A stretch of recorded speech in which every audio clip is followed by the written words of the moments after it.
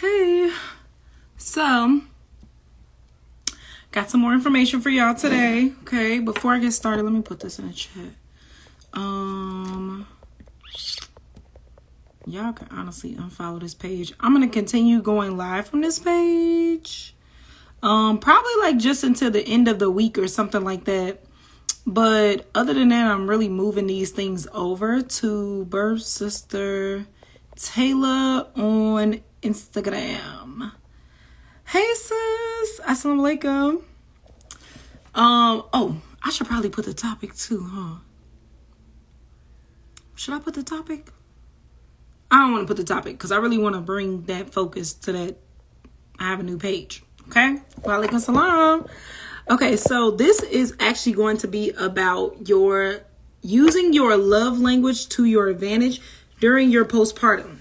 So during my childbirth education class, I always talk about using your love language during your pregnancy and labor, but it's also important during your postpartum, okay? Because a lot of moms receive a lot more support during their pregnancy than they do their postpartum. So I'm like, okay, let me talk about this first and foremost.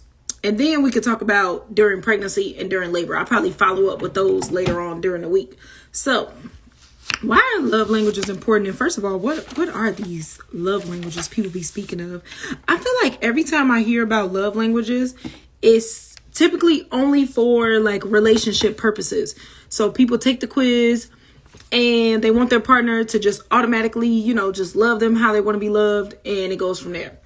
But in reality, your love languages is a quiz about you. It's about yourself. It's about getting to know yourself. It's about knowing exactly how you want to be loved and moving accordingly. So when I always ask my moms to take the quiz because they learn something about themselves, first of all, and it also helps me be able to guide the type of support that I give because I want it to be custom to you. So one of the reasons why I even made the title Love Me How I Want to Be Loved is because a lot of people just feel like, well, I'm doing everything that I can for you and you're not being appreciative. But that's not the case. It's usually never the case. Usually what it is there's a miscommunication and you think you're giving me what I want, but it's not what I want. And you can give people all day long. And if it's not what they want, it will never be received how you want it to be received. Okay. So that's why I love the quiz, because for me, it's like people will gift me with stuff all day long and they be like, well, I did all this for you, but my love language is quality time. I don't want that. I actually feel uncomfortable receiving gifts. Believe it or not, I actually feel very uncomfortable. Obviously I like gifts, especially when they're meaningful. And they really speak to me and it's not just oh, you just pick some stuff up. But yeah, gifts make me think that, oh, you were thinking about me. So for me, it's more so a quality time type of thing. At the end of the day, you're not going to be able to win me over with gifts. So let me just light this because it's about to smell goody. Okay. So, yeah, so to get me started, I wanted to just get that out the way. And I also wanted to say that what we need to start doing is not taking a test 7 years later, wondering why I'm not receiving love in the way that I thought that I was when I took the test. So your love language is also something that changes with circumstances. So if you just got a new job, if you just had a baby, big one. If you just got in a relationship, it's a big one. I've had some people tell me that, their love language is actually something else because they're in a better relationship now. So in your last relationship, your love language was receiving gifts. But in this relationship, it's just quality time. Maybe because that partner is always doing that and you just want him to sit with you. So your love languages can change. And I always recommend taking it while you're pregnant, taking it right after you had the baby. You need to reassess. And I would advise that you take it maybe 2 months after you had the baby. So you've gotten into a rhythm and a flow of things. And now you're retaking the test, not literally directly right after, because right after birth, you're on a little bit of a high. You just became a mom. You're all good and happy and giggles and all of that stuff. But you need to wait a couple months until you get into a rhythm of breastfeeding your baby around the clock. And then retake your love languages test, because it's going to tell you something a little bit different about yourself. And it might only even be temporary. It might even just be a temporary love language. So that's something to think about. Take it around 2 months, like 6 weeks to 8 weeks around that time, and reassess what is your love language. Okay, y'all know I got my notes. Okay, so first off, the love languages, like I was saying, they're usually used for relationship purposes. Like you want to tell your partner exactly how you want to be loved. But people only treat you and people only love you how you treat yourself. So how other people around you treat you is a reflection of how you treat yourself. So for me, the love languages quiz has always been something for me, because me personally, hey Kenny, for me personally, like I feel like, okay, so I already said my love language is quality time. But if I'm like giving my time away, yeah, I kind of changed my name. I don't know. I'm actually getting rid of this page, and I created a new page. It's a long story. I'll talk to you about it later.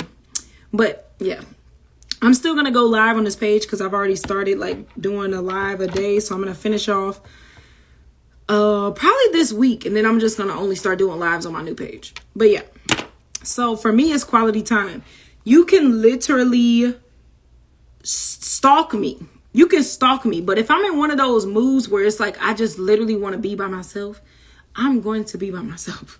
I'm going to only spend time with myself. And I have no shame at all in any of it. So for me, it's like the love languages taught me more about myself than it did about how I want somebody else to treat me. Because they're only going to treat you how you allow them to treat you, for one.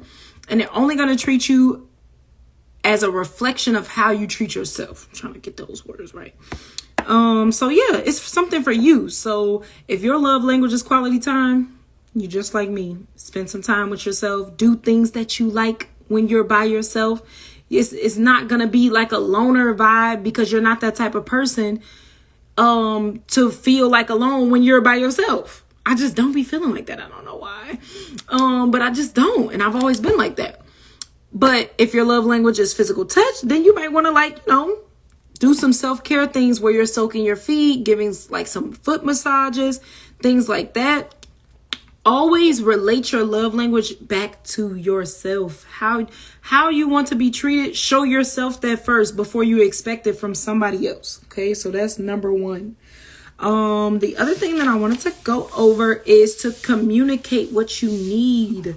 So a lot of times during our pregnancies, we don't really exactly know what we're going to need postpartum. Like, it's hard to really say, I'm going to need X, Y, and Z as soon as I had this baby.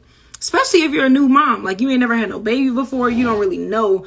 But honestly, you're a new mom every time you have a baby, because all babies have different needs. Like with James and Jaylani, for instance. James, oh my God. He would literally lay in the bed with me all day long. Never bother him. I could just lay in the bed with him and he was just the happiest baby in the world. Jaylani,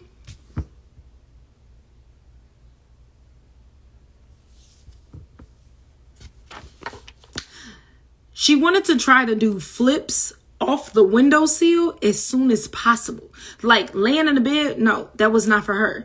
And also another thing with James, with breastfeeding, I never had to worry about like burping him like that. Like, I did burp him, but it wasn't like a need. With Jaylani, it was a need. Like, baby, if you don't burp this girl, she's going to throw up everything you just gave her. So all babies are different. You don't really know exactly what you need until you need it. So what's going to be so important is to not expect anybody, any of your support system, to read your mind and just assume that they're going to know. I know it's not 4:30 yet. Yes? You come here. No. Why? She said what? That's what I'm saying. My son not like this. Because. Tell me. You good? You good? Yes. Okay. And come out. Okay. Anyway. Bullied by a 4-year-old. Where was I at? Okay, so you know what? Maybe that's why. Let me see. Didn't think about that. Ken just made me think about that. It's my usuals. I don't know. I'm just about to finish because regardless, once this page comes down, all of these lives will be on my YouTube channel and y'all will be able to watch it there. So it doesn't even matter. I'm gonna finish. Okay, so yeah, don't expect anybody to like just assume that they're gonna know what you need postpartum. Like, that is really important. Don't let nobody be a mind reader in your life. Like, just tell them, just communicate with them. But in order to communicate with them, what has to happen first? You have to know first before you can communicate with somebody else what you're going to need. So that's where the test comes in. Go ahead and go to 5lovelanguages.com and take the test. Take the test. Be as honest as possible right there in the moment. If you're pregnant, take the test. If you're postpartum, take the test. Wait until you like 6 weeks, maybe 8 weeks to take the test. But take the test for yourself and see, like, and then read afterwards the results and be like, yeah, this is actually me. And then you go from there. If you're struggling with like finding the link for the test, feel free to DM me on that one too. I can send it to you. Okay, so now I'm going to go over what are some things that you can do for each love language during postpartum. So if you are a postpartum mom and your love language is words of affirmation, this should really be the easiest one out of the 5. But words of affirmation, tell your partner this. Have a great conversation with your partner. I really enjoy when you tell me that I'm a good mom. I really enjoy when you tell me that I'm on the right track and I am doing everything that I possibly can for the baby. I really enjoy when you tell me that you appreciate me. Those things, like, especially with males. Like, this is good to tell anybody in your support system, but especially with males, like, keep it simple for them. Keep it simple for them. I enjoy, even if it sounds dumb to you to have to tell somebody this, just do it because you're going to notice a dramatic change in y'all dynamic and in y'all relationship. I really enjoy when you tell me that I'm doing a great job as a mom. Those are just some little affirmations that make me feel better. And also words of affirmations. Okay, so anytime I make affirmations, it's for me personally. So take what you feel insecure about and turn that into a positive affirmation. Here goes the next one. Yes. No. That's the question. Okay. So take what you feel insecure about and turn that into a positive affirmation. So just recently I was making some affirmations for myself and I literally had a list that I made like maybe a year ago, maybe 2 years ago. And it was like what I don't like about myself. I was like, let me just get it on paper, what I don't like about myself. And I literally listed everything that I don't like about myself. Now I could look at that list. And first of all, the first thing I did was right underneath it, I wrote how I could change what I didn't like about myself. So I did that. But then also I came up with affirmations that were directly towards the insecurities that I had. Hey, so if you feel like during your postpartum, you don't know if you're doing the job right, like that's a common thing. That's a very common thing, like especially if you're a new mom. I don't know if my baby's getting milk. I don't know if I'm doing this right. I don't know if I'm changing diapers correctly. I don't know if I'm doing this right. Like, use your insecurities to create your own affirmations. Communicate them with your partner. I love when you tell me this. And then I watch, they will use it, okay? Okay, and then the second thing is acts of service. So for acts of service, I wrote down just a couple for each one. These are just like, what is the word I'm looking for? Examples, doesn't have to be a do or die, use exactly this. These are just examples to kind of get your mind thinking of exactly what you need. Personalize it to you is basically what I'm saying. Okay.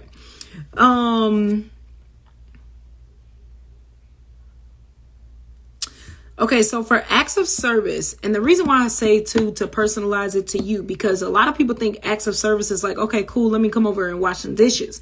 But for me personally, if I'm not the one cleaning my house, I ain't gonna lie, I'm about to clean. If you was to come over here right now and clean up for me, I'm gonna go right behind you and clean up again. Because for some strange reason, I don't know why, for some strange reason, it does not feel clean unless I cleaned it. I don't know why. It's just something in the brain. I don't know. But that's why I said make it personalized to you, because acts of service don't look the same for everybody, okay? So acts of service can be anything from helping with chores, making her some tea and snacks while she's breastfeeding, bringing her some snacks and her favorite tea while she's breastfeeding, and taking the baby. This is one I really want to hit on. Taking the baby. Taking the baby. A lot of moms will not tell you or ask you, hey, can you take the baby while I get in the shower? A lot of moms have it in the back of their head for whatever reason. I don't know who taught y'all this, but a lot of moms have it in the back of their head when they need help with the baby. That's them being selfish or not being a good mom. So don't ask her, hey, can I take the baby for you? No. Taking the baby. Take the baby. Take the baby. Take the baby. That's your baby too. Take the baby. How's my connection board, bro? Okay, hopefully that was good. But yeah, take the baby. Okay, take the baby. Sometimes you have to force babies out of our hands. And because, yeah, we literally will be sitting there thinking we're not a good mom because I let somebody else watch him or her for a second. Like, no, take the baby, okay?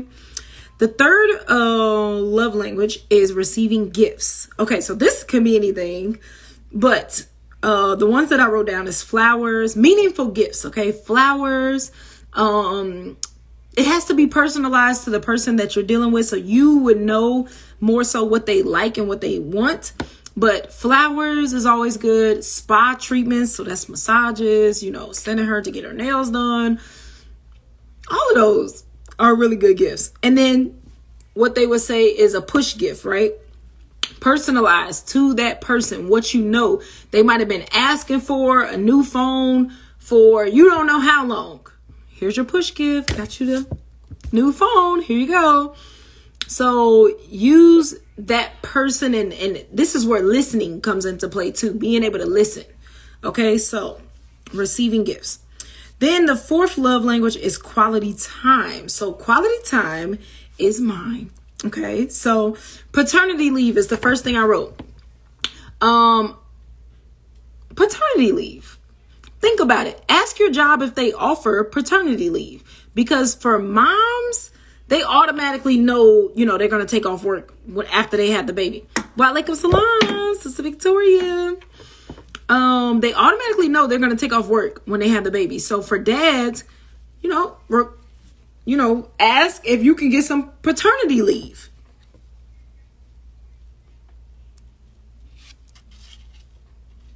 Ma'am. I'm like still stuck on the first word. Like, what is she saying? Okay, so paternity leave helps moms because they don't feel like they're the only one that had to stop their life. Like, as much as we don't be wanting to admit it, when you have a baby, it definitely feels like a halt. Like your life just came to a halt and everything is centered around this baby instead of what it used to be before you had children yourself. So paternity leave is a great way to let moms know that, hey, I'm about to stay home too.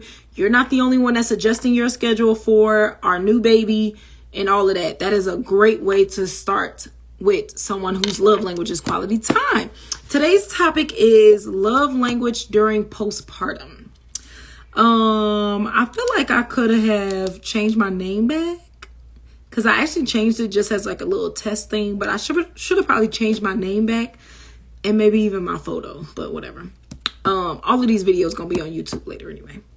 So, the other thing I wrote for quality time is home dates. So a lot of people be really feeling like, oh, they can't have that quality time with their partner anymore because now it's a third party, third wheel, whatever you want to call the baby. Home dates is really where it's at, especially with everything that went on with this pandemic. Home dates is where it's at. Now, home dates, you really want to be intentional with like setting the mood, having a movie planned out, like still plan the date as if it's an actual date, but it's just at home. I wonder if you know what it means. Walaikum salam, Sister Octavia. Y'all probably don't know my middle name anyway, so you're not gonna know what the name means. But yeah, home dates is a great way to have some quality time with your new mom, okay? And then the third one that I wrote for that one is staying awake during overnight feedings. This one is crazy because a lot of moms feel like especially when you're exclusively breastfeeding, a lot of moms feel like they are doing everything. And it makes sense because babies are literally eating around the clock every 2 hours. So it makes sense that if you're exclusively breastfeeding, no bottles, especially during those overnight feedings when you literally watching him and he like snoring, bruh. My baby daddy used to be just sitting there snoring, getting the best of sleep. And he used to always wonder why I was tired in the morning. I'm like, bruh, I guess you slept through all of those nighttime feedings that I was doing. And like I was saying earlier with Jaylani, you had to sit up because you had to burp her or she was going to spit up everywhere. And during some of the burps, she would spit up every time. So yeah, it wasn't just no laying down, walking apart with breastfeeding Jaylani. Like staying up with the mom while she's breastfeeding overnight is like a game changer because you're literally, even if you're not giving the baby a bottle, you're not doing anything, you're just sitting up with her, talking to her, like making sure that you're present. Your presence is known there. That is everything, especially like it's going to make a big difference for breastfeeding moms. So the last one is physical touch. And for physical touch is tricky because this is why it's important to retake your love language quiz after you've had a baby, because a lot of moms, especially new moms with those like early postpartum bodies, they don't want to be touched. They do not want to be touched. So this one can be a little bit tricky. But let's say she retook the quiz during that 6 weeks to 8 weeks time period, and her love language still is physical touch. So what does that look like for y'all? Because I mean, she's postpartum. But yeah, sitting closely together while while she's breastfeeding, but sitting closely together, hand massages or maybe foot massages, shoulder massages while she's breastfeeding. Meaningful hugs and kisses, meaning like it ain't just like I just came home, going about my day. Like make it more meaningful to the point where you're actually spending time in that moment with that person. Okay, so notice a lot of these related to breastfeeding because during postpartum, I'm not gonna lie, a lot of moms just feel abandoned when they're breastfeeding because it's a full-time job. Okay, you're breastfeeding around the clock. It's a guarantee that you're going to be breastfeeding for at least 6 hours every single day. I've already done the math. There's no way around it. You're going to be breastfeeding for at least 6 hours around the clock every single day. So it's a full-time job. That is a time where they need to be shown love, especially because yes, breastfeeding produces oxytocin and we feel that hormone and it feels good for us. But we're also giving more than we're receiving. So if you can help balance out that scale of what the mom is giving and receiving, then wow, like you can literally make a difference in, look, my son, like it's 4:30. Okay, yeah, I'm about to get off, but you can literally make a difference in that mom's postpartum. So hopefully this was helpful. If you're watching the replay, please go and follow my new page because I will not be posting on this page anymore. And yes, peace.